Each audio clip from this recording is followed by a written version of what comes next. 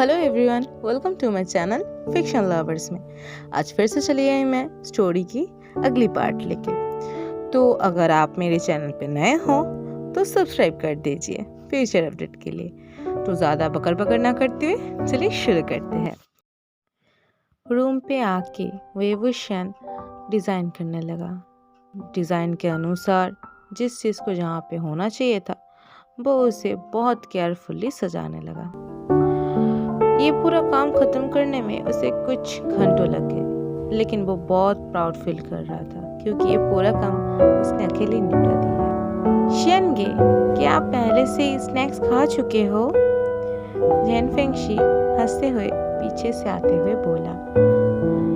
वेवुशन little one के तरफ देख के बोला, मैं अभी तक नहीं गया लॉबी में, मैं वहाँ पे जाके खाऊंगा। क्या तुम मेरे साथ आना चाहते हो?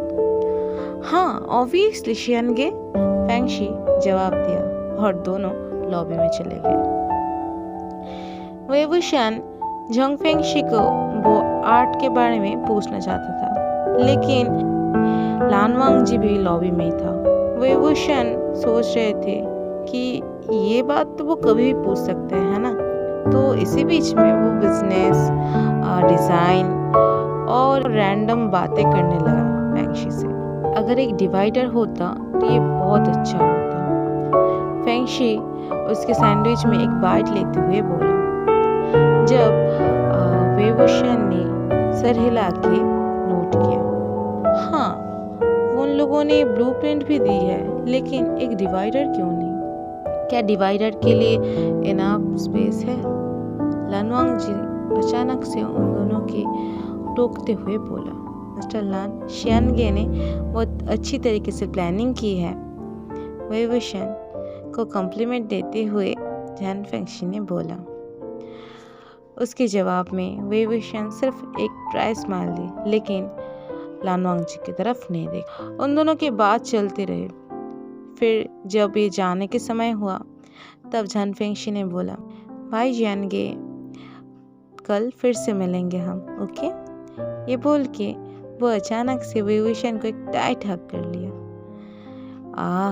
ये लड़का कितना अच्छा है, अपने पापा से बिल्कुल अलग। अपने मन में ही ये बोलते हुए वेवुशन भी फेंगशी को हग कर लिया। हाँ, बाय और सेफ रहना। जैन फेंगशी लानवांग जी के गाड़ी के अंदर चला गया और विंग को बाय करने लगा। और एज यूजुअल जब वो लोग वहाँ से चला गए तो लानवांग जी और वेवुशन एक दूसरे से फिर से कोई भी बात नहीं की। Region 8, Lanwang ji is a cheater. वेवुशन अपने नोटबुक को बंद कर देता है। क्या तुमने अपने लेआउट फिनिश की है? लानवांग जी पास आते ही पूछा। वेवुशन एक हल्का सा कफ करते हुए बोला, लगभग। मैं सोच रहा था कि मुझे आज कितना काम करना पड़ेगा। क्या ऐसा कोई लिमिट है? कोई लिमिट नहीं है। तुम्हें हेल्प की ज़रूरत हो तो तुम सिर्फ गोचेंग को कॉल करना, ठीक है? ये बोलते हुए लानवांग जी ने वेवुशन के जवाब का इंतज़ार ना करते हुए वहाँ से चला गया। वेवुशन सिर्फ आइस रोल की और बोला, व्हाट अ चार्क। फिर वेवुशन ने अपने स्केच पैड को बाहर निकाला और स्केच का लेआउट करने लगा। दुख की बात है कि जैन फेंगशी आज यहाँ पे नहीं है। मतलब कि लानवांग जी नहीं चाहते कि वो वेवुशन के साथ कुछ ज़्यादा अटैच्ड हो। चलो ठीक है, लेकिन वेवुशन यहाँ पे बहुत लोनली फील कर रहा है। वो सबके साथ घुल मिल नहीं पा रहा है। उसे सिर्फ एक बात याद है, फेंगशी ने उसे बोला था 5 दिन पहले, ये आपका एक पोर्ट्रेट था जो खुशी से हंस रहा था। वेवुशन को पोर्ट्रेट के बारे में कुछ भी याद नहीं है। फेंगशी ने बोला था कि ये उनका घर पे था, तो क्या ये किसने ड्रॉ किया था? लांझा ने? वेवुशन ने ब्रीथ लेकर सोचा, ये इम्पॉसिबल है। वो क्यों ऐसा कुछ बनाएगा? क्या इसका कोई रीज़न होगा? क्या वैल्यू होगा उसके पास? क्योंकि जैन फेंगशी ने पूरी तरीके से पेंटिंग के बारे में डिस्क्राइब नहीं कर पाया था, तो ये अब छोड़ देना ही अच्छा है। मिस्टर वे वेवुशन ऊपर की तरफ देखा। एक यंग मैन, लगभग फेंगशी की उम्र का। हाँ, और क्या है?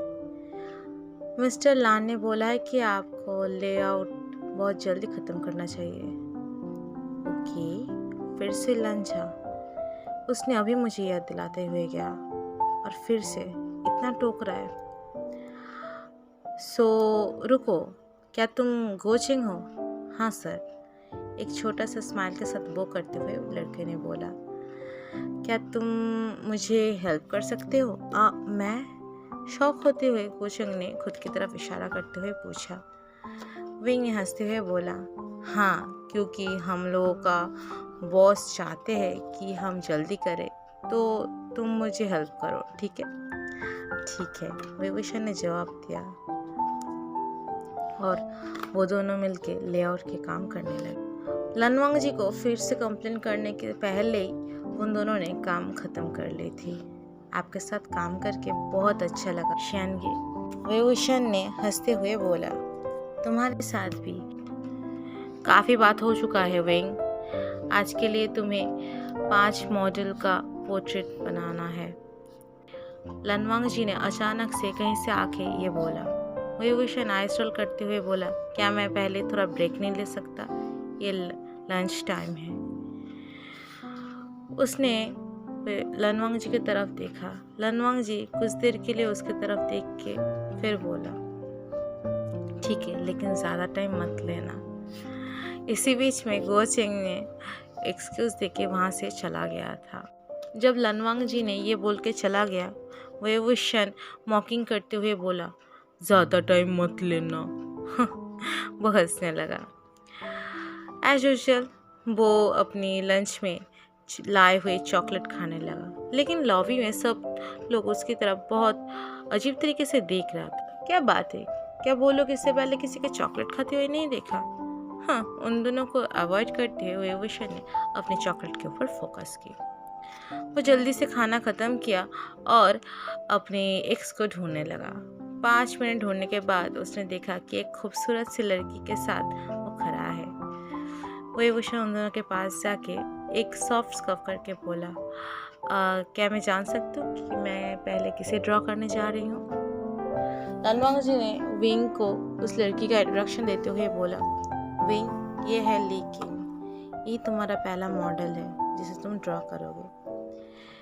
विभूषण खूबसूरत लड़की की तरफ हंस के एक चार्मिंग सी स्माइल देते हुए बोला, ओके मिस किंग, तो क्यों ना हम अभी से शुरू करें?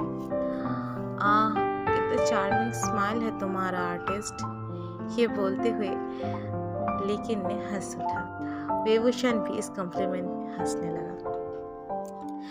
विभूषण टायर्ड हो चुका था क्योंकि उसने एक दिन में 3 आइडल्स को ड्रॉ किया था।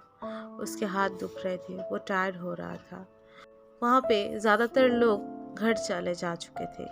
जो लोग बाकी थे उनमें था वो गोचिंग, उसका जार्क एक्स और अभी वो जिसे ड्रॉ कर रहे वो टांगयो। लनवांग जी को विभूषण ने इसी बीच में बोल दिया था कि वो एक ही दिन में 5 आइडल्स ड्रॉ नहीं कर पाएगा, ये बहुत ज़्यादा है, तो यही उसका आज के लिए लास्ट है। तो वो ये सोच के बहुत रिलीफ फील किया था कि लनवांग जी भी राज़ी हो चुका है और उसके हेल्प करने के लिए कोचिंग भी वहाँ पे। आप बहुत हार्ड वर्क कर रहे हो, इसके लिए थैंक्स शियानगे। विभूषण बैग को हाथ में लेते हुए बोला, तुम्हें भी लिटिल वन। कोचिंग अचानक से बोला, शियानगे, मैं ऑलरेडी 22 का हूँ, आप मुझे कैसे लिटिल वन बोल सकते हो? वो कंप्लेन करते हुए बोला, आइश, तुम्हें तो ग्रेटफुल होना चाहिए कि तुम अभी तक यंग हो। हाँ ठीक है, मैं अभी जा रही हूँ शियानगे, बोल के वो अपने सीनियर को बाय करते हुए वहाँ से चला गया। अचानक से विभूषण को लनवांग जी ने बोला, लॉबी के एरिया में कुछ एक्स्ट्रा खाना है, अगर तुम्हें भूख लगी है तो तुम्हें खाना चाहिए। विभूषण उसके एक्स की तरफ देख के बोला, ओह नो थैंक्स। क्या तुम श्योर हो तुम आज राइस नहीं खाए। विभूषण एक स्ट्रेंज फील करता है। I am sure. जब उनका काम खत्म हुआ वो लोग बिल्डिंग को बंद करके जा रहे थे। विभूषण जाने वाला था लेकिन तभी वो रुक गया क्योंकि एक वार्म हैंड उसके हाथ को रोक के रखा था। विंग, ये फूड ले लो। मैं टेंस्ड हूँ, तुम आज कुछ नहीं खाया। पीछे से एक आवाज़ आया। विभूषण फिर से एक मिक्स्ड फीलिंग फील कर रहा था। लंजा, मैंने तुम्हें बोला था मुझे नहीं चाहिए। सिर्फ ये लो प्लीज़, ये एक रिक्वेस्ट है। दूसरा इंसान सिर्फ रिक्वेस्ट करते हुए बोला। विभूषण ने और नहीं ले पाया। वो एक झटके से लंजा से अपने हाथ छुड़ाते हुए बोला, क्यों ऐसा कर रहे हो? क्यों मुझे ऐसा मिक्स सिग्नल दे रहे हो तुम? हाँ, अचानक से मैंने खाया है कि नहीं, क्यों तुम सोच रहे हो इसके बारे में? तुम क्या फिर से मेरे फीलिंग्स के साथ खेलना चाहते हो? वो विभूषण फिर से एक स्माइल देते हुए बोला। उसके आंखों से आंसू गिर रहे थे। वो नहीं ले पा रहा था, उसके सीने में दर्द हो रहा था। इंसान बहुत बुरा है, बहुत बुरा है। लनवांग जी सिर्फ उसकी तरफ एक प्लीज नजर से देख रहा था। मिलियन बार के लिए प्लीज चुप हो जाओ, ये और काम नहीं करेगा। तुम्हें बोलने की कोई ज़रूरत नहीं है। क्या तुम प्लीज़?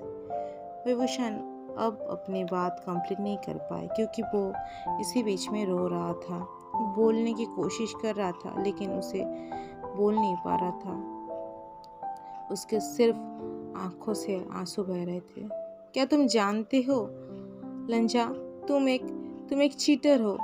तुमने मेरे साथ चीट किया है। तुमने मुझे धोखा दिया है। तुमने बोला था कि तुम मुझसे प्यार करते हो लेकिन तुमने इतने सालों से मुझे सिर्फ धोखा दिया है। तुमने मेरे दिल के साथ धोखा दिया है जबकि मैं तुम्हें इसे बहुत प्यार से दिया था। विभूषण कंटिन्यू करते हुए बोला अपने रोने के बीच बीच पे, मैं टायर्ड हूँ। मैं सच में तुम्हें नहीं समझ पाते। तुम मुझे कभी कोई मौका नहीं दिया। लनवांग जी ने अपने हाथ को आगे किया था विभूषण को आंसू पोंछने के लिए, लेकिन उसने खुद को रोक लिया। वो ये सब क्यों करने जा रहा है? क्या वही ये सब नहीं करवाया? प्लीज, अब एनफ है। रीजन 9, लनवांग जी इस लनवांग जी। विभूषण स्निफ करते हुए बोला, क्या ये काफ़ी नहीं है? क्या तुमने नहीं बोला था कि हम दोनों को अलग होना चाहिए? हम दोनों के बीच में और कुछ नहीं हो सकता? फिर क्यों ऐसा दिखा रहे हो? क्यों ऐसा केयर दिखा रहे हो? क्या इसे काफ़ी नहीं है? फिर से मेरे फीलिंग्स के साथ ऐसा कर रहे हो? फिर से लनवांग जी ने कुछ नहीं बोल पाया। उस दिन के बाद से लनवांग जी और विभूषण ने एक दूसरे से बात नहीं किया था।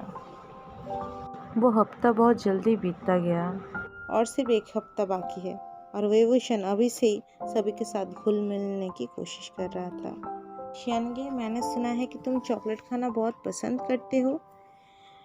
मिंगमे उसके पास आते ही बोला, हाँ मैं बहुत पसंद करता हूँ। ये यहाँ पे कुछ चॉकलेट्स है, मैंने अपने दोस्त के बर्थडे के लिए बनाया था कल रात, लेकिन कुछ ज़्यादा ही बन चुका है। वो शर्माते हुए बोला। विभूषण ने उसके हाथ से चॉकलेट लेते हुए बोला, थैंक्स, मैं इसके अप्रिशिएट करता हूँ मिंग। और ये अपना एक चार्मिंग स्माइल दी और एज अ रिजल्ट उस लड़की का चीक्स ब्लशिंग से पूरा रेड हो चुका। विभूषण सोचता है वो इससे पहले उसने ऐसा क्यों नहीं किया, क्यों उसने लनवांग जी को अवॉइड करके अदर्स पीपल के साथ बात नहीं किया। एक्सक्यूज मी शियानगे, हम लोग आपके अपार्टमेंट से साड़ी पेंटिंग ले आए हैं। ये 5 नंबर डिवाइडर में है। विभूषण हंसते हुए थैंक्स बोला। फिर उसने खुद जाके 5 नंबर डिवाइडर जहाँ पे था वहाँ पे जाके सारे आर्टवर्क देखने लगा। यहाँ पे कुछ ज़्यादा ही है। ये सोच के वो सारा कुछ प्रॉपर तरीके से सजाने लगा। अचानक से उसके नज़र में आया काले कपड़े से ढके हुए एक बहुत बड़े कैनवस से। विभूषण कुछ सेकंड्स के लिए उसकी तरफ देखा। मैं हमेशा सोचता था उस काले कपड़े के नीचे क्या है। ये मेरा ग्रेटेस्ट अनफिनिश्ड मास्टरपीस है। विभूषण खुद को टोक दिया, ये रियलाइज करते हुए कि असल में वो किसके साथ बात कर रहे हैं। उसने पीछे मुड़ के देखा कि लानवांग जी खड़ा था। क्या तुम इसे एग्जीबिशन में दिखाओगे? मुझे नहीं लगता, क्योंकि ये एटलीस्ट अनफिनिश्ड है। तो तुम इसे कब ख़त्म करने के बारे में सोचे हो? विभूषण थोड़ा हंस के बोला, शायद नहीं, क्योंकि काफ़ी वक्त नहीं है मेरे पास, और इसके बावजूद ये वर्क का और कोई मतलब ही नहीं है। तो तुम कैसे इसे तुम्हारी ज़िंदगी का सबसे ग्रेटेस्ट मास्टरपीस बोल सकते हो? लंजा ने पूछा। तो विभूषण शॉक हो गया। ये पहले था, अब ये नहीं है। अब इसका कोई मतलब नहीं है। ये और ग्रेटेस्ट मास्टरपीस नहीं है। क्या मैं इसे देख सकता हूँ? नहीं। अचानक से ऐसे बिहेवियर से लानवांग जी शॉक हो गया, लेकिन वो ऐसे एक्सपेक्ट किया था। वो कौन था कि वो विभूषण को फोर्स करे उसके पीछे क्या है दिखाने के लिए। उसने सॉरी कहा और वो वहाँ से चला गया। दिन जल्दी से बीत गया। स्टूडियो में और एक दिन था। आज पार्टी चल रहा था, लेकिन ये बहुत शॉकिंग बात था कि पार्टी का होस्ट लानवांग जी खुद ही बहुत देरी में आया। विंग ने कोने में बैठे चुपचाप ड्रिंक कर रहा था। तभी उसके नज़र में गया कि वे लानवांग जी अंदर आ रहा है, हाथ में एक बहुत बड़ा कैनवास लेके, जो कि सादे कपड़े से ढके हुए थे। क्या ये मेरा पोर्ट्रेट? विभूषण का सीने से फिर से दर्द होने लगा। क्यों उसने ऐसा सोचा? पेंटिंग तो वाइट कपड़ों से ढके हुए है ना? वो कैनवास को देखते हुए इतना ही बिजी था कि उसने नोटिस ही नहीं किया कि कब लंजा ने उसके पास आ गया। विंग, लनवा जी की आवाज़ से विभूषण अपने ट्रस्ट से निकाला। विंग। विभूषण दिखा लानवांग जी उसके सामने है। ये मेरा आखिरी और फाइनल रिक्वेस्ट है। विभूषण ने अचानक से फील किया कि उसके सीने में फिर से बहुत ज़ोरों से दर्द हो रहा है। उसे फिर से उसका दम घुट रहा है, उसका हाथ काँप रहा है। कल जल्दी स्टूडियो में आना, ओके? मुझे तुम्हें कुछ दिखाना है। ये बोल के लानवांग जी वहाँ से चला गया। विभूषण खुद को शांत करने की कोशिश किया। कल वो मुझे क्या दिखाएगा? अचानक से विभूषण ने अपनी नोटबुक को निकाला, जिसमें लिखा था रीज़न 9, लानवांग जी इज़ लानवांग जी।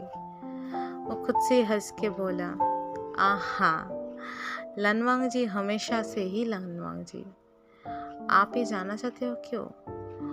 लानवांग जी है handsome, charming, hot and cold loving person. हाँ, तुम रीज़न सुन के हंस सकते हो, लेकिन end of the day Vibhushan उसे प्यार करते हैं। यही एक ऐसा रीज़न है ना? वेट, क्या विभूषण उससे प्यार करते हैं? क्या उसने नहीं बोला था कि वो मूव ऑन करेगा? तो